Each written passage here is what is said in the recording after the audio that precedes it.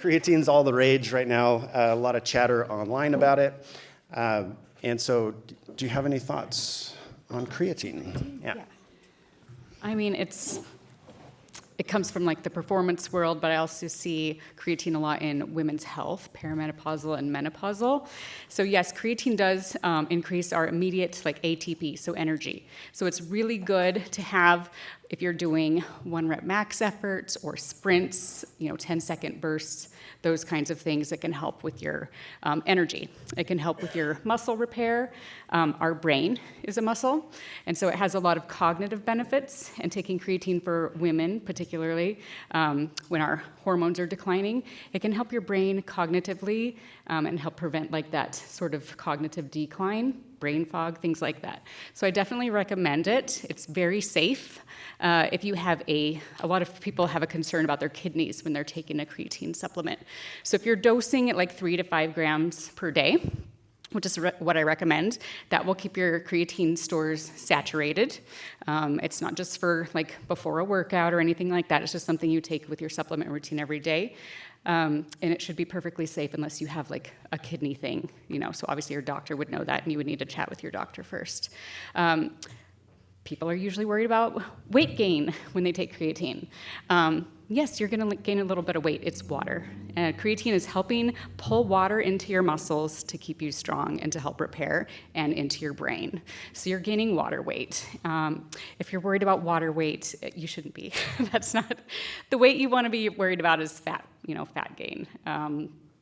And it's usually negligible. It's usually 1 to 3 pounds if you're dosing at the 3 to 5 grams a day, like I said, which is what most creatine supplements will say on the back label anyways. Creatine monohydrate is the one I recommend. Nothing else. No creatine gummies, no creatine with all the stuff, just creatine monohydrate. It's a powder. You can stick it in your water. You can put it in other stuff, a protein shake. It's, I would say, not the most dissolvable thing ever, but it's not gonna, get over it. Get over it, because it's good for you. I think those are the biggest things. So the weight gain comes from people who are loading creatine. So you might see that for a bodybuilder or someone preparing for a competition who's taking maybe 15 to 20 grams per day. I don't recommend that for anyone, unless I'm working closely with them and a doctor to monitor it. Because like anything, you can overdo it, just like any supplement or any other thing in life. Does anyone have any questions about that or anything I said? Okay. Hold. Timing, when to take it? Actually, like once a day? Yes, once a day. The timing really doesn't matter. For some of my athletes, I'll have them take it right before their workouts. If they're doing a benchmark or a competition or something, I'll have them take it before their workout. But the more important thing is consistency. So just taking it every day, whenever it's easiest for you to remember. Good question. Yes? What is it? Well, your body naturally makes creatine. So it's just supplementing. It's helping to produce a little bit more of that. You can get creatine from red meat, so it's like a naturally occurring thing. And so some of us just get depleted, because we're not getting it in our diet, or we just need like a little bit more. And so really that's what the supplementation's for. But it's just a naturally occurring element in the body. You guys have good questions. Thank you. Hi, if you have a blood panel annually and creatine isn't showing up as high or low or just medium, you recommend just keeping an eye on it by keeping that medium by taking creatine or not to? Yeah, no, I encourage everyone to at least try it and see if you like the benefits of it or if you feel different, and continue getting your annual metabolic panels done just to make sure you're still on a safe level. Yeah, always ask your doctor, is there any reason I shouldn't be taking this? Yeah.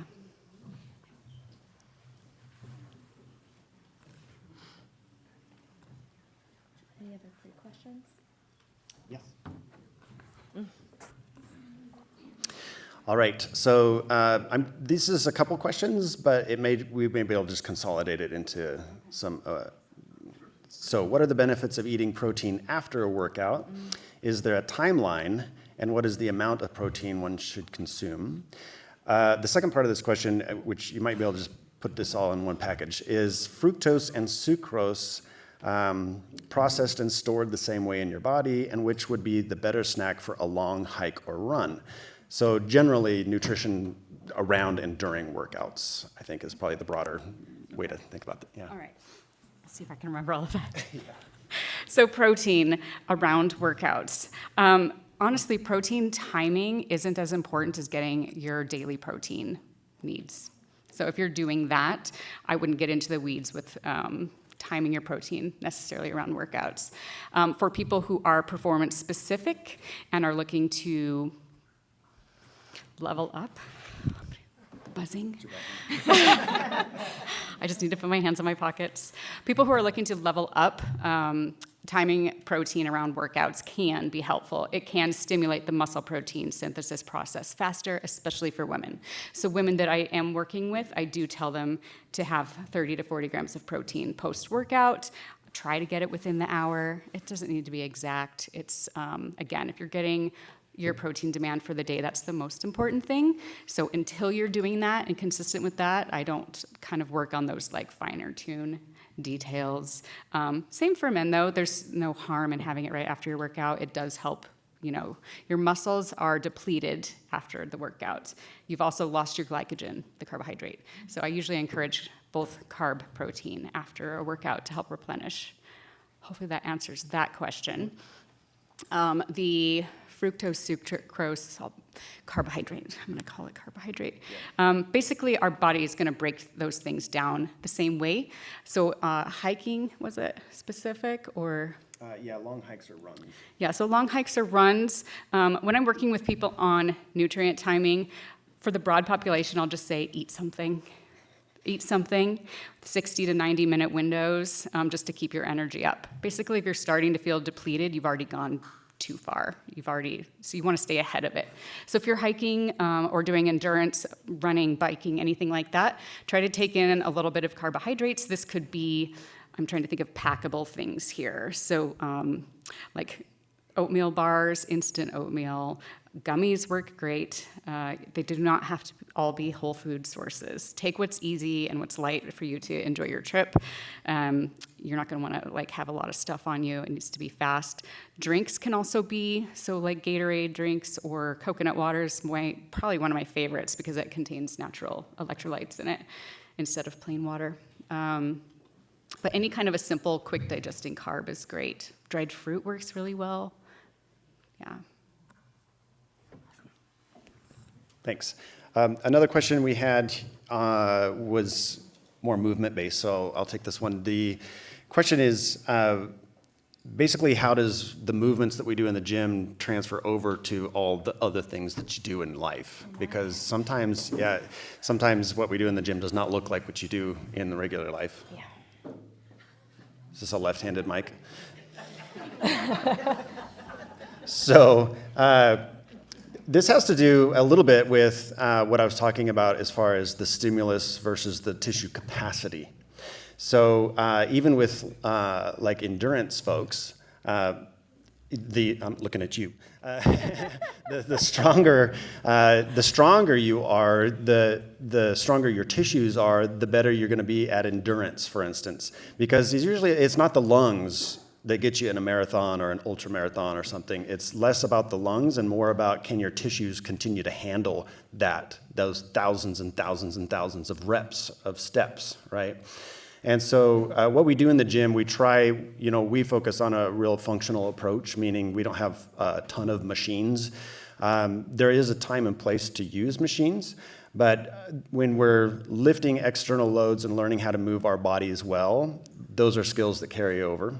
But the robustness of the tissue also carries over. So if you're building stronger connective tissue and more muscle mass, that's just going to carry over to everything that you do. So that is part of what defines functional fitness, I guess, is like what does it carry over to the other things that you do in your life? I have a little bit of an add-on to that. Yes, please. So I would say something that we also try to encourage in the gym is general physical preparedness. You know, we want everything that y'all are doing into the gym to carry out into your lives outside those four walls. So if you're approaching something that you've never done before or something that you're interested in, having that confidence in your body in being able to learn new directions and be able to execute those with your body is a huge benefit. I have asked for rollerblades for my 35th birthday this year, and I'm hoping that all of the training that we've been doing will just somehow translate into some confidence there on taking on a new skill. So that is another benefit. Yeah. That was not so subtle. She's covered. She doesn't need 10 pairs. No. Any other questions about any of that? Can we get a mic straight? Yeah. So I guess this is for Amy. So a lot of us go to an early morning class, like 6 a.m. or 7 a.m. Personally, I drink a glass of water, 2 cups of coffee, and a banana. But I was curious, like, what's the ideal, fuel before the workout, knowing we don't have a lot of time? Yeah, no, that's perfect, actually, what you're doing. I usually encourage clients, especially when they're like, oh, I can't eat in the morning. I'll get nauseous in my workout. Keeping a very simple carbohydrate there. So the banana's great. I really like those applesauce squeeze pouches. That's really easy for people, or a cup, whatever. Some kind of fruit is great.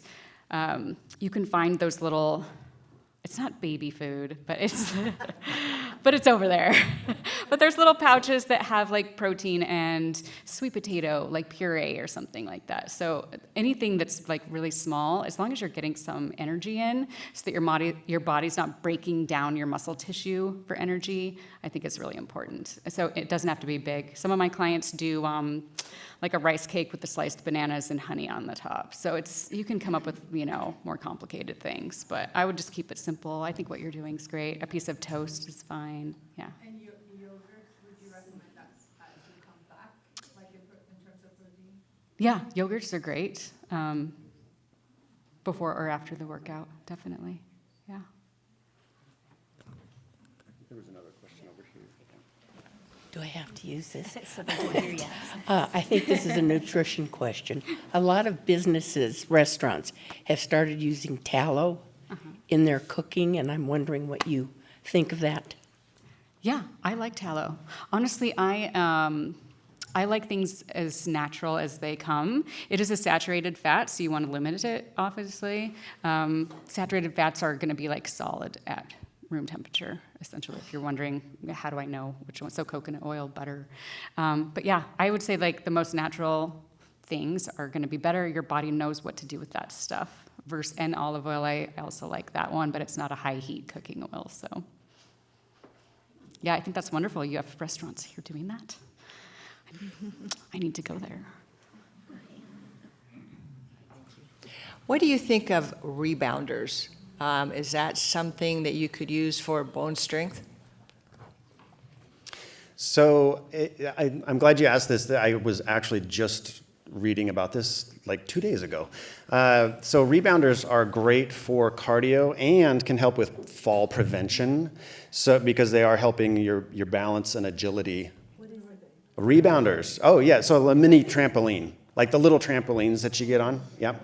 So the question was, are those good for bone health? Unfortunately, no, because the cushioning of the landing, and so we actually need impact to help with bone density. It's one of the most important things you can do. Lifting heavy weights is a big part of the equation, but impact is where the real unlock is for bone health. And so rebounders are good for the agility and balance aspect, and perhaps even like ankle strength, and those kind of things shouldn't be overlooked, but it unfortunately isn't doing much for your bones. Yeah, good question. I appreciate that, because it's kind of been marketed that way, I think, for a long time. But just because you're moving up and down doesn't mean you're actually getting the same stimulus from jumping. I'm having a lot of trouble. Can you hear this? Oh, this way. There you go. I'm having a lot of trouble gaining any muscle. And so are there other supplements besides creatine that would be helpful? Or any other information you have? Yeah, So I would first say, like, are you eating enough protein? If you're not sure, I would track your food for a while and actually weigh and measure it and see where you are, just so you have like the knowledge of where you're at. Some women need to eat more than 1 gram per pound, so it might be a matter of that. You have to be doing resistance or strength training too. So you can't just have the protein aspect, you have to be doing the training to match. On top of that, if you're still struggling with that, I might ask a doctor to run other panels and make sure other things are there. When our hormones are declining, or maybe like nil, sometimes hormone replacement therapy can help us to build muscle again. And so I always talk to my female clients about that. That's always an option too, because naturally we're losing 3 to 5% of our muscle mass per decade if we're not fighting against it by doing higher protein, strength training, getting enough sleep. I would check your sleep too. If you're not feeling rested, a lot of times when our hormones decline, we're not sleeping good, and that can prevent muscle prevention as well. I feel like I'm hitting all those bases. Yeah. Yeah, I mean, I would have to look at your case individually probably and look at your, yeah. I'm gonna do that. Yeah. Otherwise, I'm just guessing.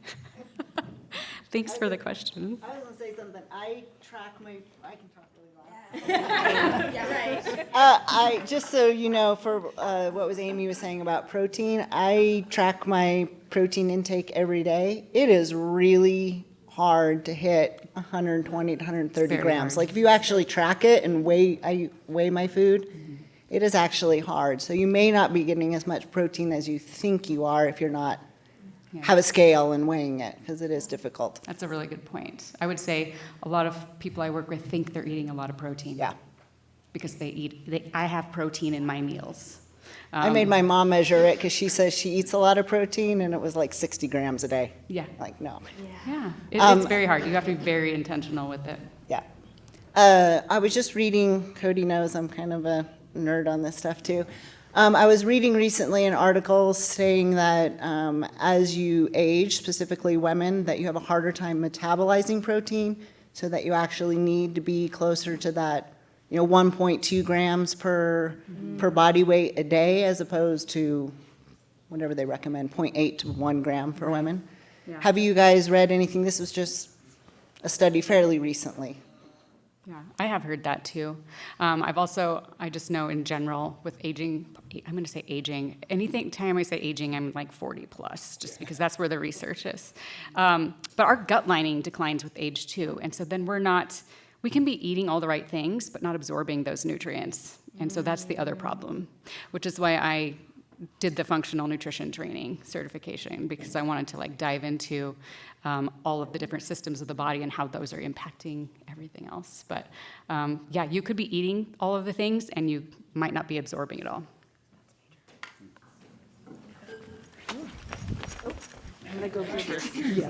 Yeah. If I could follow up with the protein part, could you speak to vegetarians and vegans and how we get anywhere near the amount of protein that we need? And could you also speak about protein powders? Yes. So I'll start with protein powders. Pea protein is going to be the most bioavailable one. That's the one I recommend for my plant-based eaters. I do have a whole sheet of different plant-based proteins. I'm happy to send that to you. But variety is going to be the key there. And yes, you're going to have to supplement with protein, because nobody wants to eat 5 cans of beans a day to get their protein requirement. And I don't recommend that because the calories and the fiber, and it's not going to feel good on your gut. So diversity. Some of my favorites, edamame is a great one. There are lots of different vegetables. Mushroom and lentil patties, if you like burgers, are great. If you're open to doing eggs or egg whites, you can do that. I know there's a difference between vegan and vegetarian. People who will bring in fish, pescatarians, that's a little bit easier for them too. But if you're solely plant-based, you're going to have a lot of variety: beans, legumes, vegetables, and you will have to supplement with maybe 1 or 2 protein shakes per day. But variety is the key there, so that you're getting all the different amino acids. Did that answer your question? Okay. Hi, I'm curious about salt. Assuming that our doctor isn't telling us to eat less, do you have any recommendations? Should we just add it when we want to? Are there ways that we should approach salt? Sure. I love salt, first of all. It's necessary. It's an electrolyte. There has to be a good fluid balance. So the thing that I hate telling people to avoid something, but I would avoid iodized salt. If you're getting gray Celtic salt, sea salt, Himalayan salt, those kinds of things, those have other trace minerals like magnesium and whatnot in them. Those are going to be good for your body and your cells. And like I said, you can overhydrate if you don't have the right sodium levels, which you don't want. So your body's going to need balance. If you're finding that you're like retaining a lot of water, for example, that usually means that you're low in hydration or sodium. So it's definitely necessary. I highly recommend it. Everybody needs to be taking in enough sodium. Again, if you're not sure where you're at, track your food and your salt for a day. 2,300 milligrams a day is kind of a standard. Athletes will need more. Or if you're a heavy sweater, you'll need more. But that's a good target. But yeah, you do need it. Yeah. Does that answer your question? Okay. I have a follow-up question to that. I am a heavy sweater. And a salt adder. And a salt adder. And so I started drinking added electrolytes to my water, and I put it in a 64-ounce. I dilute it more than it says to do that, but it has created a good habit that I actually drink that every day. But I sauna and I work out, but as I'm dumping this into my water every day, I'm like, is this too much? Like, am I an element addict? So I'm curious if you have any guidelines as to when you might be overdoing it with electrolytes or sodium intake, other than just you have high blood pressure all of a sudden. Yeah. Right. I usually tell people just to have one element packet a day, because I think is it 1,000 milligrams per packet? Yeah. So if you have salt in your foods already, you're probably getting enough. But you'll feel it. I feel like when you're low in electrolytes, like you're going to have fatigue, your muscles aren't going to recover as fast. You'll get cramping when you work out or hike. So if you're noticing lots of muscle cramping, you're probably low in one of the electrolytes, maybe not sodium, but potassium or something. But yeah, I think unless you're again in a metabolic panel, if you're doing that every year, which I encourage you all to do, they run sodium, and they'll tell you if you're high, and then you can make adjustments from there. Otherwise, there's no real way to know, like, where am I? I don't know. No one knows. You may have kind of answered the question already. I have a spouse who walks like 20,000 steps a work shift. I mean, he's going to be 70 in a month. And he is dealing with extreme cramping. And he does the water, he does the electrolytes, he's doing magnesium. And yes, he probably just needs to go into the doctor and do a metabolic panel. But is there any other like minerals to focus in on? Potassium. And outside of eating a banana, I mean, I'd never pursued. Yeah, bananas are usually like the easiest ones. It's in sweet potatoes. It's in a couple other things. Yeah, I mean, this is like the worst. He was, in his younger days, he was an athlete, but he is losing his mind. And he was supposed to come today. Okay. Wish he had. But anyway, so I'm kind of just asking on the sidelines of that. No, it's a great question. That's a lot of steps per day. He does apple cider vinegar, because at some point somebody said pickle juice, I mean, we were like, well, what's in the pickle juice? I'm like, vinegar. So Salt. He does salt, but I don't know. I mean, we'll figure it out. So he'll go to the doctor and figure it out. I would, without knowing, I would run panels and see where everything's at. It's a lot of steps, of course, but yeah, just making sure he's eating enough too. Drinking enough water, getting enough sleep. There's a lot of different things that could contribute. You're welcome. I haven't heard anything about adaptogens. Do you recommend them? And in what form, fresh or supplemental? Oh, yeah. I realize that, a lot of the stressors that we have is affected by what we could add to reduce that, not just in mental health, but physical, emotional. Thank you. Yeah, no, I love adaptogens. And like with most things, I usually just tell people to try them because you never know if it's going to work for you or not. Adaptogens take weeks to kind of like start working. I personally like reishi and ashwagandha. Those are nice stress relievers. Rhodiola, I feel like, is a good one. Schisandra. So there's a lot of different ones. The ones I've taken are usually either in a powder form or in a capsule. I really can't speak to like if one's better than another. I know there's tinctures as well. Sometimes those absorb into your bloodstream better than digestively, especially if you have compromised digestion. So I like them, but again, for most people, it's just like a matter of trying things and seeing what works for you. With adaptogens, I generally recommend doing them for a few months and then cycling off and then going back. Yeah. You're welcome. I was just going to go back to the muscle building issue. This is where kind of an individual health plan really comes into effect, because so much of medicine now is on acid reducing, and then naturally we reduce our hydrochloric acid as well. So your ability to digest the protein is a huge part. So if you're on acid reducers or you're just aging, you may not have enough digestive juices to actually assimilate those proteins and break them down. So that's all I was going to say. Yeah, no, that's very true. And again, those acid reducer things drive me nuts, but I know they're necessary for some people. I'm always like, make a carrot salad with apple cider vinegar or something. Don't drink a lot of water around your meals because that's going to dilute it. Chew your food really well. Eat really slowly. And so for people, I would be going with like probably ground meat rather than a big steak. Smaller things, yogurts, protein shakes, things like that. And just finding kind of what works best for you. But it's really tricky, and it's really frustrating. It's really frustrating because it's just a game of trial and error a lot of times. I'm constantly using my own body to try things out and see what works for me, and so I definitely encourage people to do that. And don't give up. You have to be an advocate. Do your research. Ask all the questions of your doctor or other providers, and because the doctors are busy. They kind of get you in and out, right? So you have to kind of go in with your list of questions and do your research on the back end and kind of dig deep there. Hi. I'm thinking a big picture of connective tissue. In addition to what we're doing in the gym, could you speak a little bit more to things like collagen or hormone replacement therapy or other ways that we can really support what we're doing in the gym? Yeah, all of that stuff will help for sure.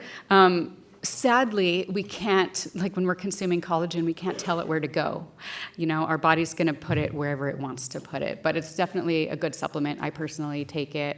I think anything you can do to help build that hedge, it's impossible to completely, again, fix like specific areas, but I think if collagen would be that good one, again, creatine's another good one, eating whole food, lots of colors, as long as you're in strength training, you're doing all the things, then you're probably doing the best that you can for those different issues. Do you have anything to add? Okay, I've got 2 questions. One, diet nutrition, one, training. The diet nutrition one is around intermittent fasting and limiting eating window along with controlling how much protein and everything else in there. And with general health around that and with support and training. And then the fitness and muscle question would be, is building muscle mass the same as building muscle strength? And which one is better for general health? Why don't you start there since you have it? Okay, so I'll start with your last question first. Muscle mass versus strength. I had intended on, at one point in this talk, going over rep ranges for hypertrophy, which is growing muscle size, versus strength, which is growing the tensile force of that muscle. But I was told that the more statistics and numbers that I used, the worse it would be, and that for every statistic I mention, I lose 12% of the audience. So I decided to leave that out. But yeah, strength and hypertrophy or muscle growth are actually two different things. They can overlap, and that's the thing is that we, as humans, we like to categorize everything and put stuff on a certain shelf. But there's a lot of crossover, of course. Hypertrophy athletes are going to be stronger than the general public, but strength athletes are going to be way stronger than a bodybuilder. So the specific training does matter, and size and mass does not necessarily correlate always to strength. And we can actually see that with our in-body scanner. When you sometimes, we have a few people in here who have had their in-body scans and kind of surprised that they did not gain much muscle. So they didn't gain muscle mass, but those muscles were innervated better. In other words, they're firing more efficiently, and the muscle tissue itself is becoming healthier. So we can see that in the actual gym because they're hitting PRs, and they're able to lift more now than they could 6 months ago, even though they haven't gained muscle mass. So mass takes a lot of calories and certain rep ranges to achieve. As far as your question, as far as which one is better, it kind of depends on your goals. For a long time, I started out in the bodybuilding world over 20 years ago, and then I found CrossFit and like functional training, and I kind of went that route for about 18 years, and I was sort of a zealot, like, oh, if it's not functional, it's not worth doing. I've changed my mind on that a little bit because I see that as we lose muscle mass over time, there is some benefit to taking a little break or adding in hypertrophy building exercises and supporting that with adequate calories to put on a little bit of mass, and then you can train that mass to be stronger, especially if we're losing mass as we age. So I guess the answer is both, in my opinion. Yeah. And muscular endurance, yeah. Stamina and strength and size are all three different aspects of training, and I suggest all of it. Yeah. And intermittent fasting was that first question. What was it about intermittent fasting? Might be worth a... Adequate protein, I think. Was your question about getting adequate calories and protein during intermittent fasting, or the benefits of intermittent fasting, or? The pros and cons. Yeah. Okay. Maybe it's more difficult to get. Yeah. Hit your protein, but the benefits of stressing your body in the way of restricting calories versus continually grazing throughout a day. Mm-hmm. So for a lot of people who are, let's just say, focusing on weight loss, intermittent fasting is just a way of like shortening your eating window so that you're feeling satisfied with your meals and you're not eating as much in the day. A lot of people will do like a noon to 8 or something like that feeding window. For people who are exercising and doing strength training, I don't recommend that unless you are eating, working out between that feeding window, because you're basically exercising and not supporting your muscles. And we don't want you to break down your muscle tissue. We want you to keep your muscle tissue. For people getting enough protein, it's hard. If you're only eating 2 meals a day and you have 150 grams of protein and you're splitting that twice, it's just really hard. And that's a lot of food to digest. A lot of people don't feel great eating that much at once, and they have it kind of like at 8 p.m., let's say, or 6 or 7, and then they're going to bed 2 hours later. You're not sleeping as well because your body's still digesting. So there's definitely pros and cons. It can be really good cognitively for people. They feel very like awake and fresh when they're fasting, like in the morning, for example. I know it's good for certain diseases too. I generally don't recommend it for women just because we have a different physiology. We don't tend to respond as well, but some do. There's always outliers. But again, I would say experiment, see what works for you. But if you're struggling to eat in your eating window, or you're having lots of cravings and then binging in your eating window, then intermittent fasting is probably not great for you. Probably 2 more. Yeah, quick question about testosterone replacement therapy for those of us who, just turned 40. I think the standard of practice has been that if you're in a normal range on testosterone, you should not take testosterone replacement therapy because you risk prostate cancer. I don't see any evidence of that in the medical literature. In fact, I see the opposite from meta-analyses and so forth that found that there is no association. So can somebody comment on what the truth is in this about whether you risk prostate cancer from taking supplements or not, and what is the downside of taking testosterone if you're doing everything else right, but not gaining muscle mass like you think you ought to. You're reaching for it.